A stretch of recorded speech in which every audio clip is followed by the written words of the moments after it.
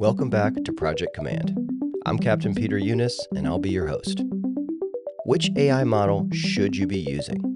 There's a lot of hype right now around artificial intelligence. ChatGPT, Claude, Gemini, Grok, everybody says theirs is the best. But what are the actual strengths and weaknesses of each one? Which one is best for writing? Which one is best for research? Which one is best for real-time information or deep analysis? And how do you know which one makes the most sense for you in the fire service?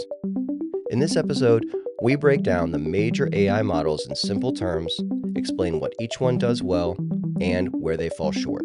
But before we get into the episode, I have a very exciting announcement. My book, Project Management in the Fire Service, which is the first and only book about specific project management in the fire service, is available now on Amazon in paperback and on ebook.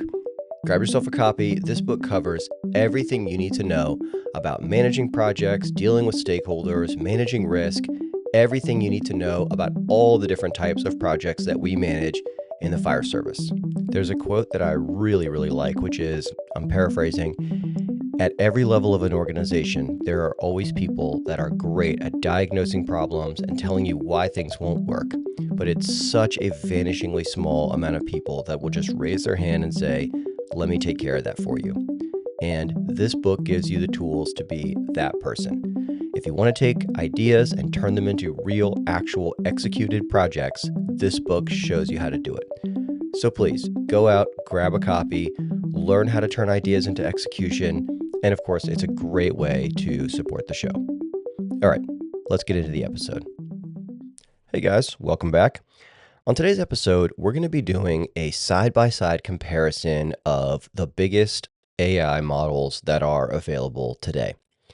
And this is actually a question I get a lot, like, hey, what's your favorite AI model? Is it ChatGPT? Is it Grok? Is it Gemini? Is it Claude? And that's kind of a difficult question to answer because each model has its own strengths and weaknesses, and it really depends on what you're using it for. So today what I want to do is just go through the different models and talk about, kind of the ins and outs of each one and what some of the ideal use cases are and some of the limitations that you're going to find. And then by the end, hopefully you'll have your own idea of which one is the best fit for you. And then, I'll weigh in on which ones I prefer. So, okay, well, let's jump in straight away to ChatGPT. Now, ChatGPT is the one that people are the most familiar with. It's been on the market the longest. So this is the one that I started using. I guess was it December of 22 that it came out? Anyways, like right at the end of 2022 is when this came out. Now, there are some advantages to being the first mover, and the biggest advantage that ChatGPT has is that it has the largest amount of users. It's got the biggest name recognition, the most people using it, and that's really important because the way these models are trained is they every time you interact with it, every time you ask it a question or give it a prompt or tell it to create an image or whatever, it learns from that interaction. So the more people that are using it, the more opportunities it has to learn. So if you have the AI model with the most users, that means that you have the AI model with the most opportunities to learn and improve. So that's definitely a feature that ChatGPT has, and because of that, it tends to have a lot of the sort of bells and whistles that a lot of, regular AI users are used to finding. So that's things like advanced voice mode. And so, you can hit the little, there's a circle with some squiggly lines in it. You can hit that button and actually have a conversation with an AI. So basically you talk, it converts what you said into text, enters it into the LLM. The LLM then replies in text, which is then converted into voice. So it has advanced voice mode. You could pick different voices. It is able to create images. We'll talk a little bit more about that in a second. It's kind of slow to create images, frankly, especially when compared to Grok, but it absolutely can do that. And it has the widest community support, tutorials, templates, workflows, all that kind of stuff. So because it's been around the longest, it has the most, the strongest community and the strongest support around it. Like there's people that have written about it. There's people that are coming up with ChatGPT specific templates. So it's, I don't want to call it the giant in the industry because, there's some others are, just as big or whatever, or at this point they're just as big. But, the real advantage it has there is the largest user base, the most time in the market, most time to adapt, lots of features. And so the strength that I see with ChatGPT particularly is it is a really strong kind of day-to-day model. So what do I mean by that? If you're using ChatGPT, 5 to 10 times a day, where you're just asking it quick questions, like you're getting ready to start something and you say, what's the best way to organize that? So you just kind of pull out your phone. You don't do any kind of crazy prompt engineering. You just type a sentence with a couple spelling errors in and you get a reply back. Or, you're getting ready to go out to eat and you say, hey, list 10 Italian restaurants you know, within 5 miles of this address or whatever. I would say for things like that, ChatGPT is really strong. And then, the reason I also think it's a good day to day is it's got all the different things you're going to need. Like it's got voice to text, image generation. So you're going to be hard pressed to find a use case that ChatGPT won't be able to meet.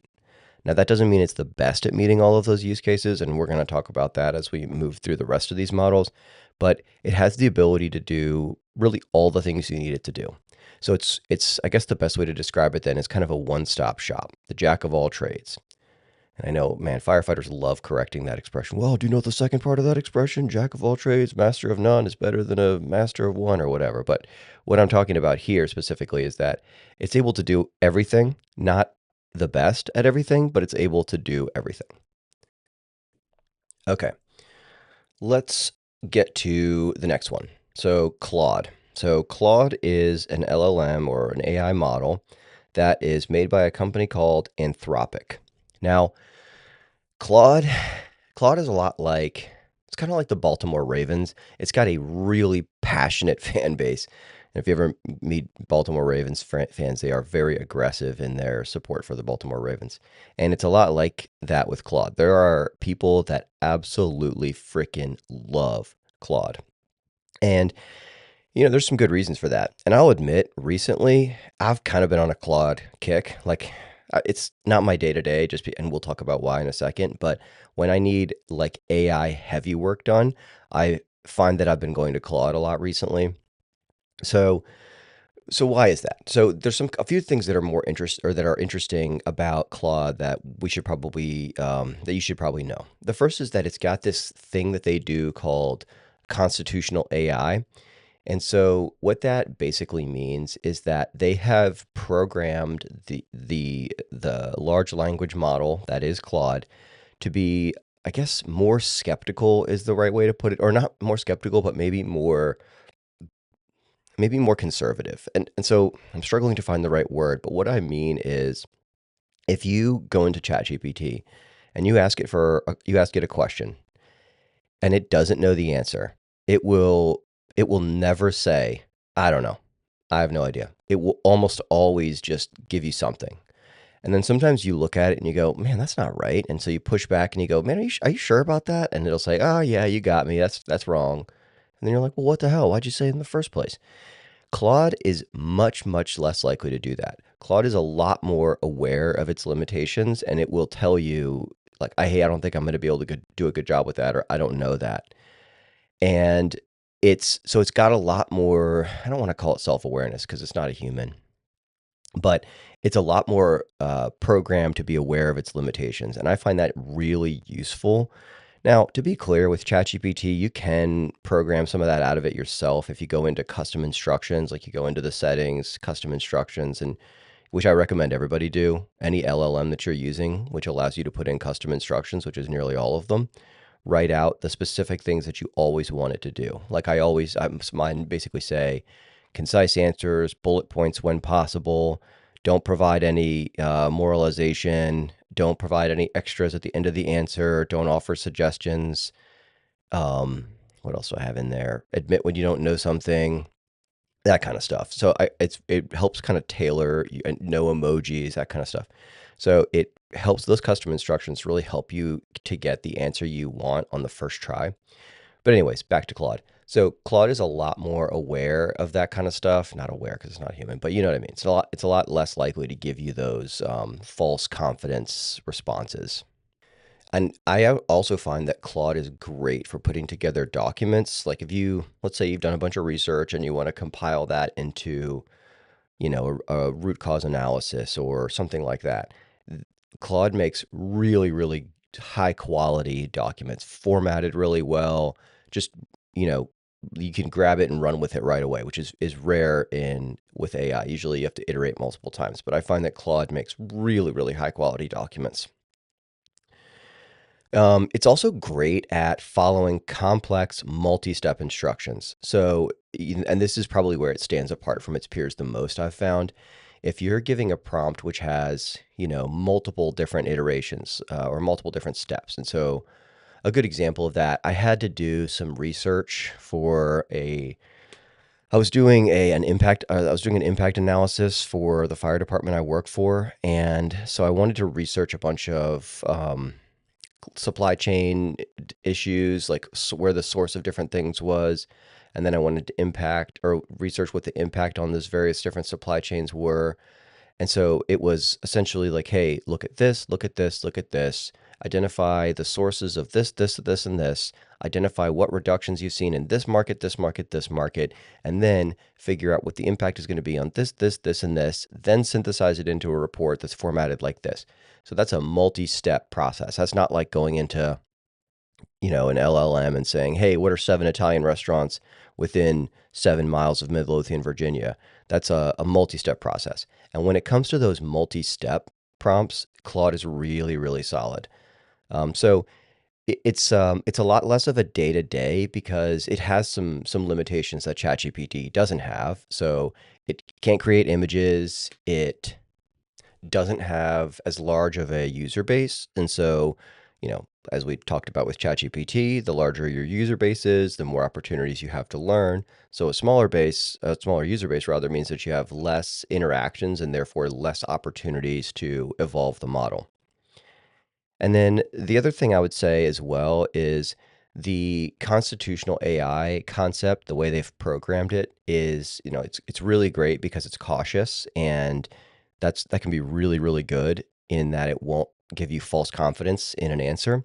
Sometimes it can get a little annoying. Sometimes you have to just kind of press it like, hey, look, just answer the question. Because not every not every question has to be thought through at that level. Sometimes you're asking it stuff and you're like, look, just give me an answer. So there's a double-edged sword there. I would say if I had to choose between being less or more cautious, I would choose more cautious. But I do recognize that sometimes that can get a little frustrating for people. But probably its biggest drawback is the lack of image generation. So if you're creating an image, you just can't do that in Claude. You can create PDFs, so um, that's a big, or other documents, like document creation. So you give it a bunch of stuff and you say, hey, create a PDF or a Word document or whatever. It can definitely do that. It just doesn't make images, and certainly doesn't make videos like Grok does, which we'll get to. All right, let's move along here. What have we got next? Gemini. Okay.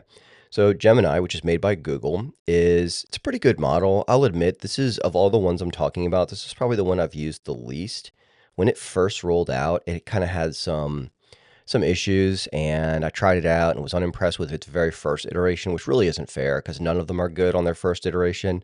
And I've used it periodically. I have it on my phone and I have used it probably the least of all of the ones I'm going to talk about today, just like, in the interest of full disclosure. But one of the big strengths of Google Gemini is it's got native integration with Google Workspace, Google Docs, Google Sheets, Gmail, Drive, all that kind of stuff.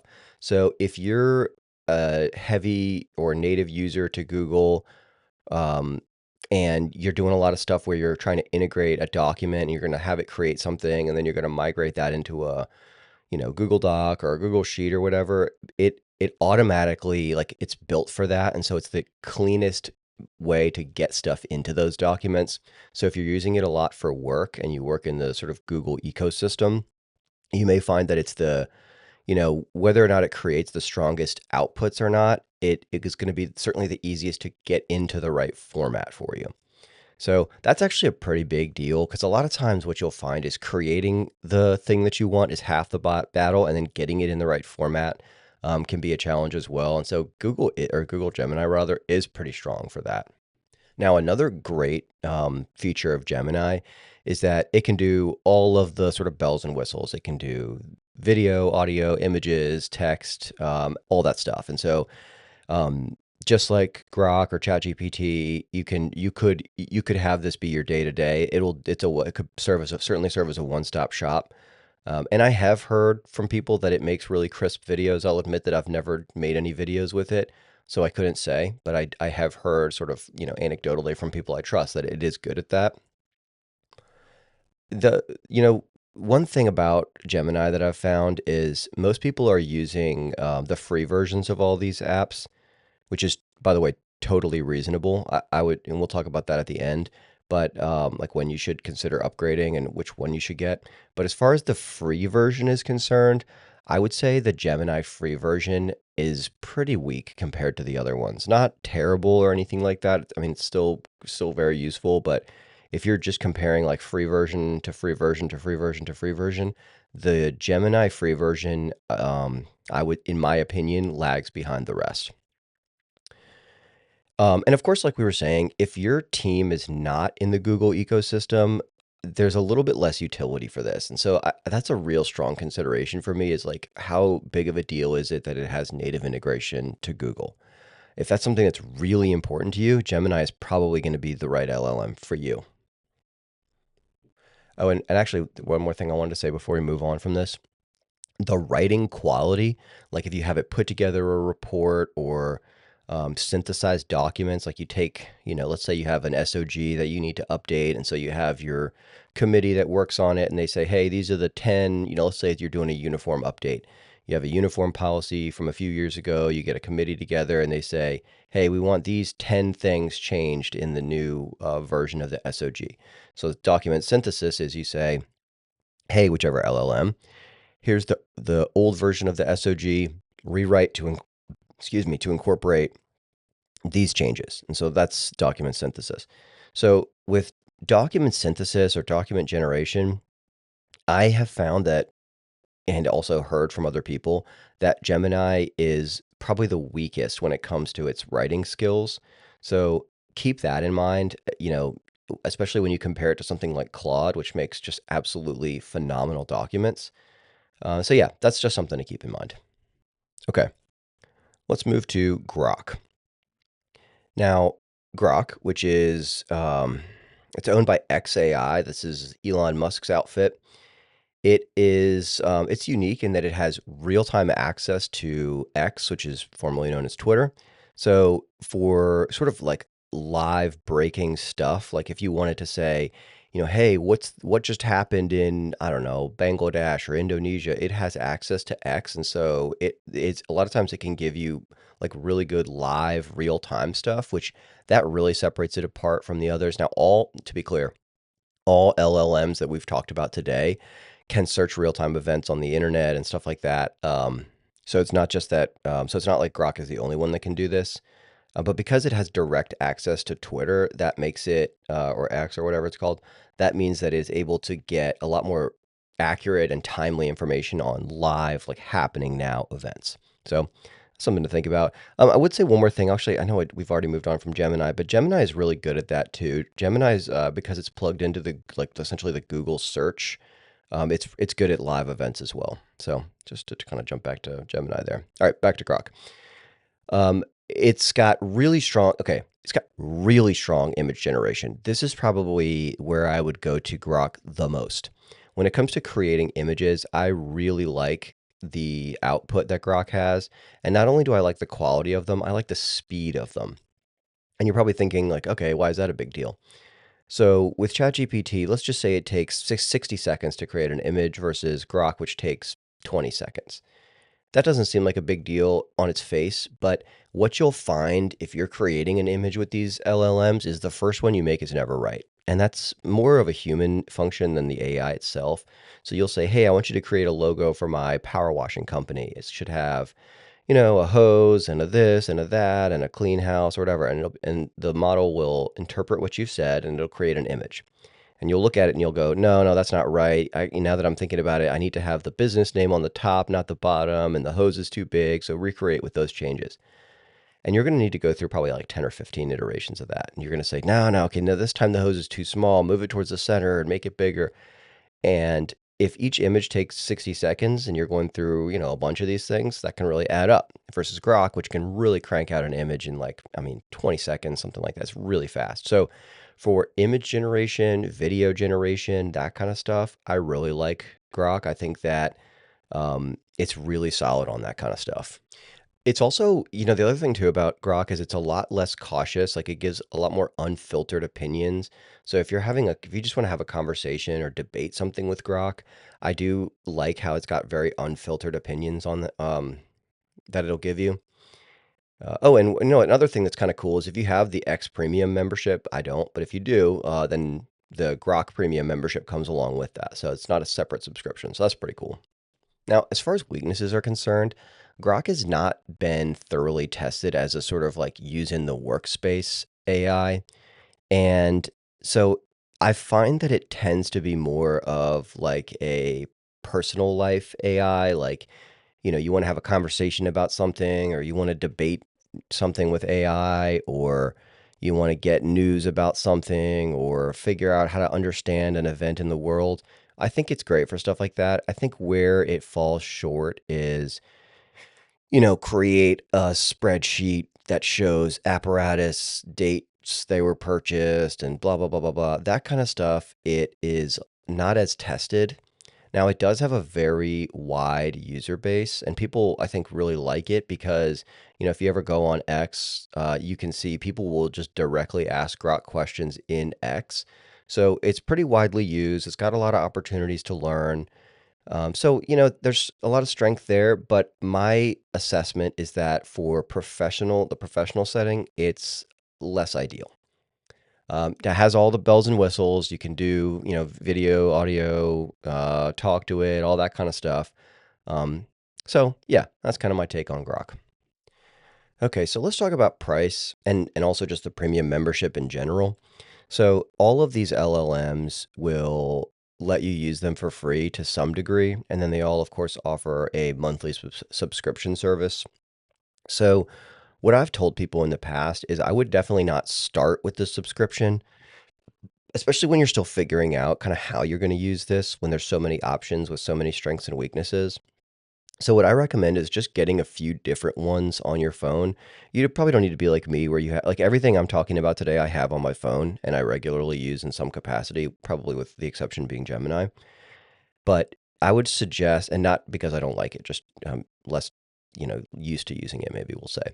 So I would download probably 2 or 3 of these from the App Store, get ChatGPT, get Claude, get Gemini, get Grok.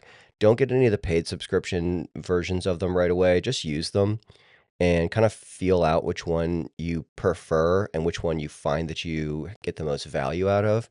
And if you find that you're regularly running, because the thing about these free ones is they'll give you a limit on how many prompts or how many interactions or how many images you can generate or whatever. And when you find, and so of course, if you have multiple AIs, you can then just switch to a different one. So that's one value. One quick thing, one little tidbit I'd give you, if you're switching to a different LLM for whatever reason, if you've run out of prompts, this will be hard. But if you're switching, what you can have it do is you can say, hey, I'm going to continue this conversation in a different LLM. Summarize everything that LLM would need to know to pick up this conversation exactly where we are right now. And it'll create a prompt for you. You copy paste that, drop it into another LLM, and you can pick up where you left off. So yeah, start off with the free version. As far as the costs go, they're pretty similar in cost. So let's take a look. I have a table here. ChatGPT Plus is $20 a month. Claude Pro, $20 a month. Gemini is $19.99, so $20 a month. And Grok Super Grok is called, is $30 a month. And if you have the X Premium, which is $40 a month, that includes Grok Access, Super Grok. So pretty similar in cost, with Grok being slightly more. And that, with Super Grok, you can do like all these like video features and all that kind of stuff. I'll admit that's not really for me. I don't make a lot of videos with it, but if that's something that you're into, Grok does advertise that quite a bit. And so anyways, feel them out at first. What you'll find is there is some wide range in what you can get out of the free version. Like I'll just tell you right now, Claude's free version is going to give you like 2 prompts every 24 hours or something like that. So very limited access in the free version. Grok's free version will regularly say, hey, there's a lot of use on the system right now. Try back later. You don't get that if you're a premium member. So it'll limit, during peak times. It'll give preferred access to super members to Super Grok subscription.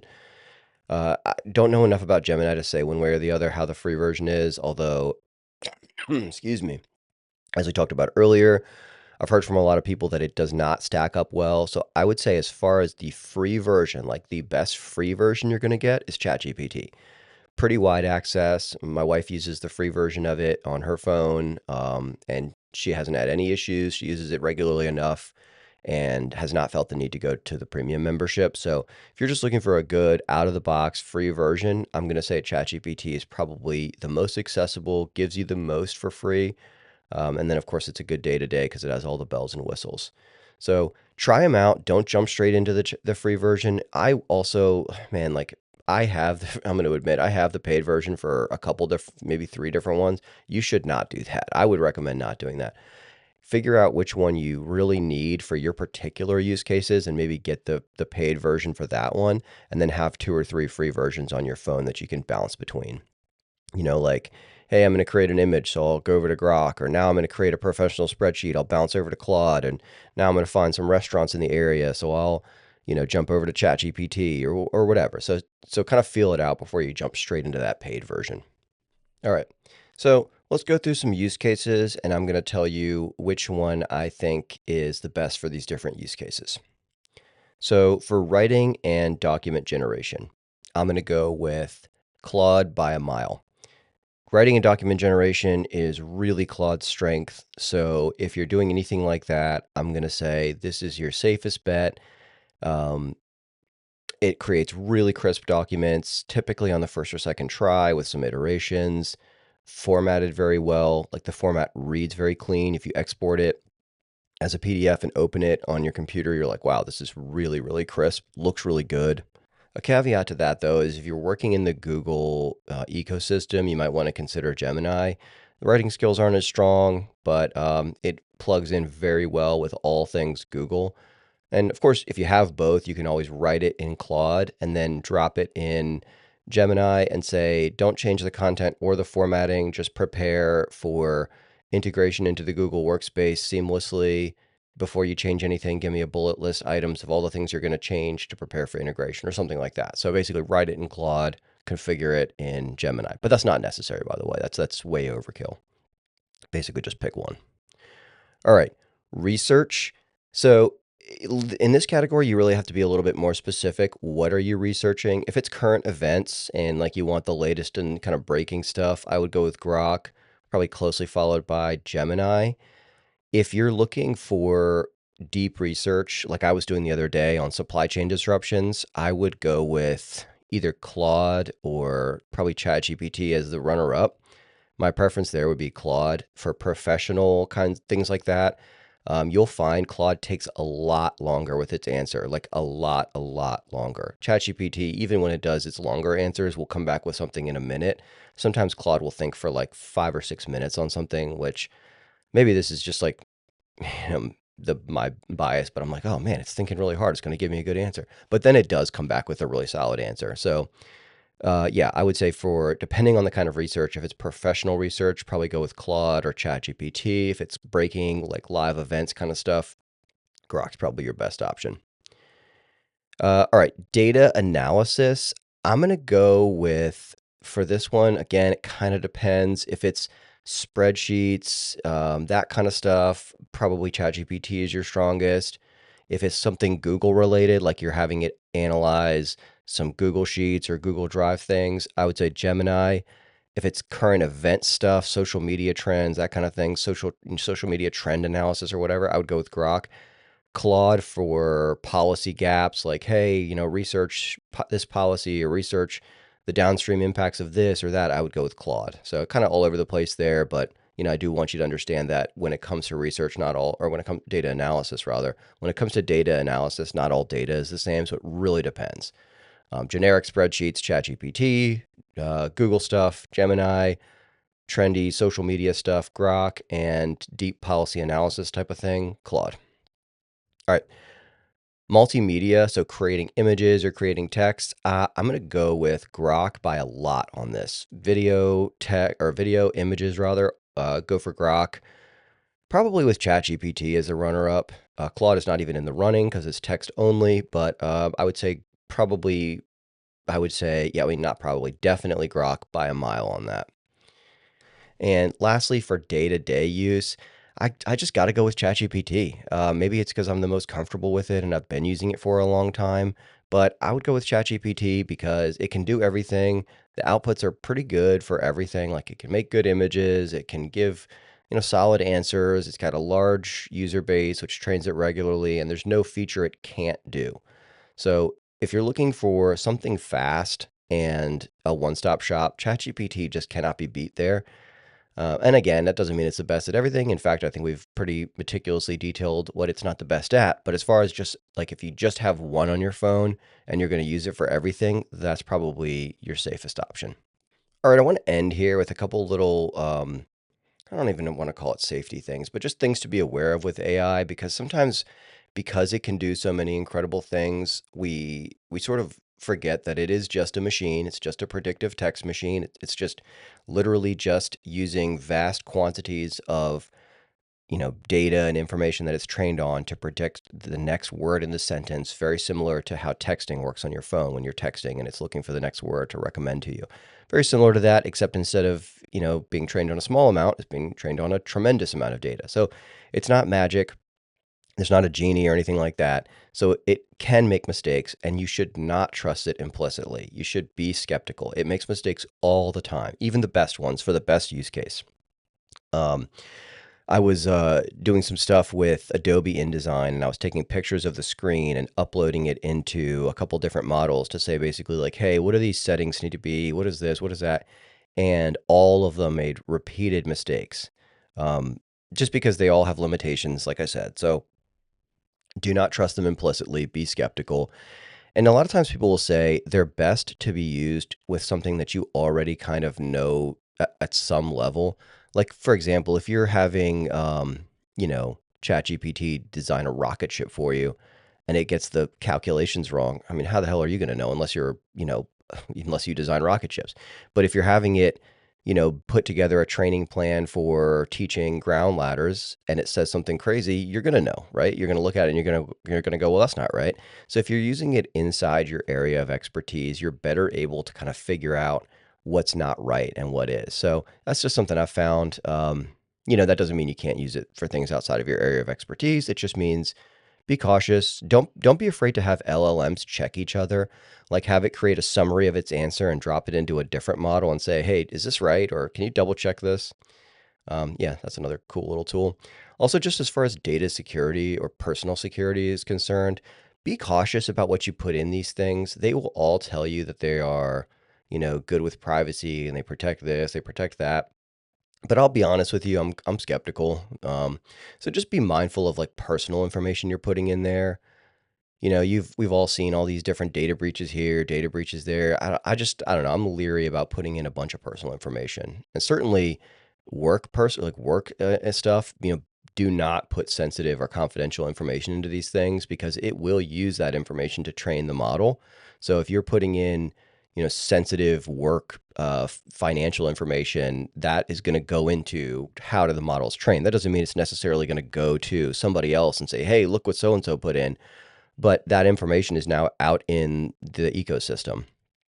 So, don't put anything that's confidential or sensitive or whatever. And yeah, definitely something to think about there. I think that's probably the biggest mistake people make is they just assume a level of security that I don't believe is present with these different models.